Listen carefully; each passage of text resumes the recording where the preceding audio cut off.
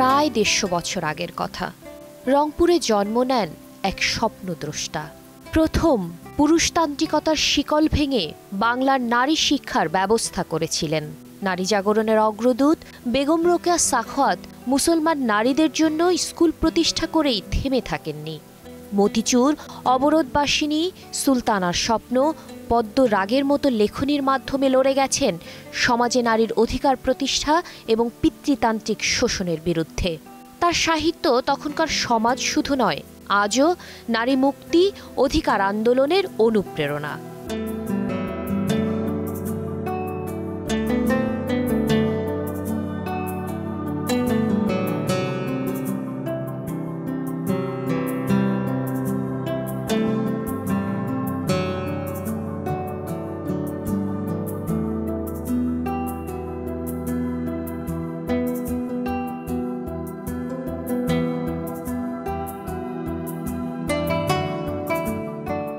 কি ভাবছো মেয়ে?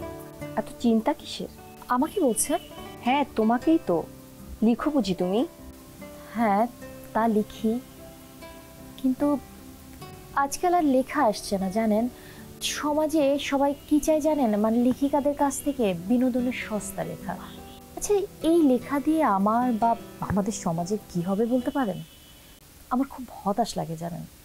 ইদানিং কলম থেকে লেখাটাই আসছে না। আচ্ছা, কে বলুন তো আপনি?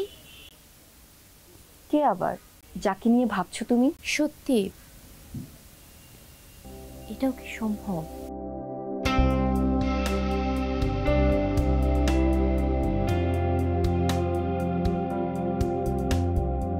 বেগম রোকেয়া নামটা শুনলে প্রথমেই মাথায় আসে নারী জাগরণের একজন প্রধান অগ্রদূত। বেগম রোকেয়ার স্বপ্নই ছিল সমাজের সব শ্রেণীর মেয়েদের অধিকার সুনিশ্চিত করা। হ্যাঁ, বর্তমানে অনেক ক্ষেত্রেই সেটা বাস্তবায়িত হয়েছে, কিন্তু প্রশ্ন হচ্ছে যে এই আদর্শটা কি পুরোপুরিভাবে আদতে অর্জন হয়েছে? তিনি আমাদেরকে একটা দরজা খুলে দিয়েছেন, তিনি আমাদেরকে একটা পথ দেখিয়েছেন, কিন্তু সেই পথ ধরে সুন্দরভাবে এগিয়ে যাওয়ার দায়িত্বটা কিন্তু আমাদের।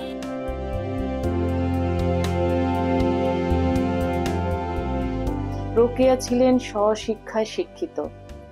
তখনকার বিশেষ করে মুসলিম সম্প্রদায়ের মেয়েদের অবরোধ তো ছিলই। পর্দানসীন অবস্থায় মেয়েদের বাইরে বেরোনো, পড়াশোনা, শিক্ষা, এগুলো ছিল আমাদের সমাজের চোখে অপরাধ। রোকেয়া ছিল অদম্য জ্ঞান পিপাসা, জানার ইচ্ছা এবং অত্যন্ত মেধাবী একজন মহিলা, যিনি আজকের এই আমাদের একবিংশ শতাব্দীতে দাঁড়িয়ে তার চিন্তা ভাবনা, তার যে নিজে যে জ্ঞান আহরণ করেছেন, যে পরিবেশে গেছেন, এই যে বাধার মধ্যে দিয়ে তিনি কোনোদিন স্কুলে যেতে পারেননি, সেই স্বশিক্ষিত রোকেয়া কিভাবে আজকের একজন পরিপূর্ণ পূর্ণাঙ্গ শিক্ষিত মহিলা হয়ে উঠলেন, সেটাই আমাদের পরম বিস্ময় লাগে। তিনি বলতেন, কন্যাগুলিকে সুশিক্ষিতা করিয়া কার্যক্ষেত্রে ছাড়িয়া দাও, নিজের অন্ন বস্ত্র উপার্জন করুক। আমি চাই সেই শিক্ষা যাহা তাহাদিগকে নাগরিক অধিকারে লাভে সক্ষম করিতে সমর্থ হবে। আচ্ছা বলো তো, এত হতাশ কেন তুমি? তোমরা তো কল্পনাতীত উন্নতি করেছো, ঘরের বাইরে কর্মক্ষেত্রে কোথায় নেই নারী? হ্যাঁ, তা হয়েছে, কিন্তু এখনো কাজ নারীকে বা পেশা নারীকে তার সমতা এনে দিতে পারেনি। বৈষম্য ও সহিংসতার যে চক্র, তা এখনো ভাঙা যায়নি। জানেন, নারীকে এখন ঘরে বাইরে দুই জায়গাতেই দুর্গার মতো কাজ করতে হয়। নারী কাজ করলেও দোষ, নারী কাজ না করলেও দোষ। নারীর কাছে সমাজের চাহিদার যেন শেষ নেই কারো। নারীকে একাধারে সুন্দরী, শিক্ষিত এবং সর্বংসহাও হতে হবে। তাই বুঝি নারীকে মানুষ হিসেবে গড়ে তুলতে হবে, শুধুমাত্র স্ত্রী বা মা হিসেবে নয়? হ্যাঁ, সেটা আজও আর হলো কই বলেন?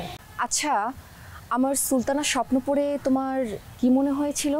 এটি শুধু কল্পকাহিনী নয়, এটি আমাদের কল্পনার যে সীমা, সেই সীমাকে ভাঙার সাহস দিয়েছিল। আপনি যে বলেছিলেন, নারী যদি চেষ্টা করে তবে আকাশও তার জন্য সীমাবদ্ধ নয়, তখন কি ভেবেছিলেন?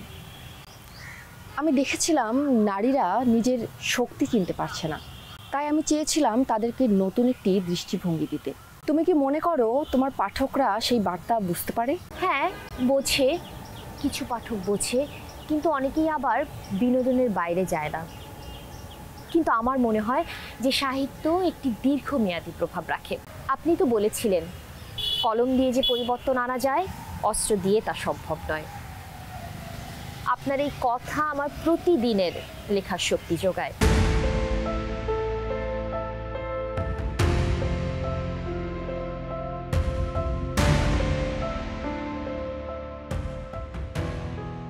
বাংলাদেশের রংপুরের মিঠাপুকুর উপজেলার পায়রাবন্দ গ্রামে 1880 সালের 9 ডিসেম্বর জন্ম নেন বাংলার নারী জাগরণের অগ্রদূত।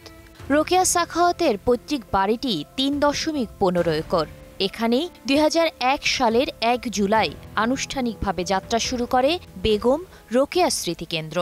তিনি সবসময় চেষ্টা করেছেন নারী এবং পুরুষের মধ্যে সমান অধিকার হবে, নারীরাও জানি সমাজে ভূমিকা রাখতে পারে। বেগম রোকেয়ার লেখা নানান বই থাকতে পারে, যেমন মতিচুর, সুলতানাস ড্রিম। আমি মনে করি যে বেগম রোকেয়াকে মানে তার আদর্শ অনুসরণ করতে, তার জীবনকে জানতে এই টাইপ আরও কিছু বই সংযোজন করা প্রয়োজন। রোকেয়া সাখাওয়াত হোসেন লেখকদের ক্ষেত্রে লেখকেরা যে নাম যেভাবে ব্যবহার করেন সেভাবেই ব্যবহার করার নিয়ম।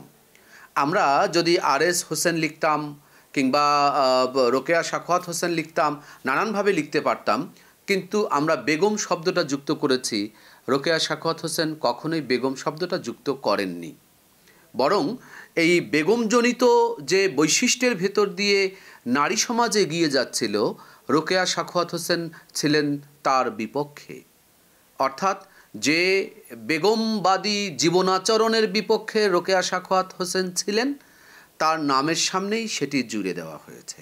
বেগম রোকেয়া যে সময়ে তার সংগ্রাম শুরু করেছিলেন, এরপর থেকে আমরা প্রায় 100-150 বছরের কাছাকাছি সময় পেরিয়েছি। এই 100-100 বছরে এই ভূভারতের রাজনৈতিক, অর্থনৈতিক, সামাজিক অনেক বদল এসেছে এবং সেই বদলের ধারাবাহিকতায় আমরা যদি নারীর পথ চলা বা তার কোট আনকোট এগিয়ে যাওয়া বা অগ্রযাত্রার কথা বলি, নিঃসন্দেহে এখানেও অনেক পরিবর্তন এসেছে, যেটাকে ইতিবাচকভাবেই আমরা চিহ্নিত করব।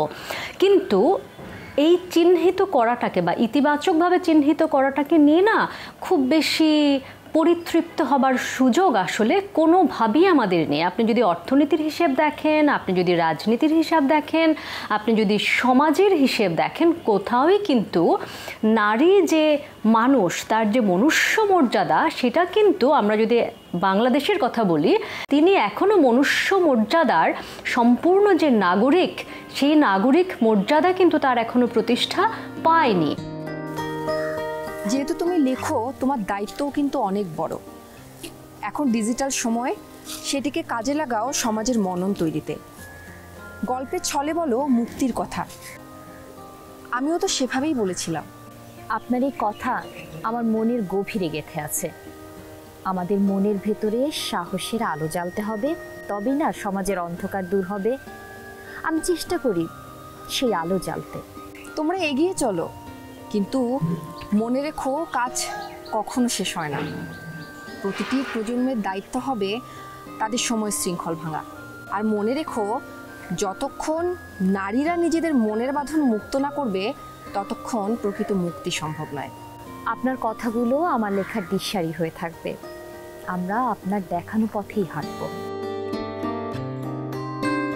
আমাদের লক্ষ্য হবে এমন এক সমাজ গঠন করা, যেখানে নারী ও পুরুষ সমানভাবে সম্মানের সঙ্গে বাঁচতে পারবে।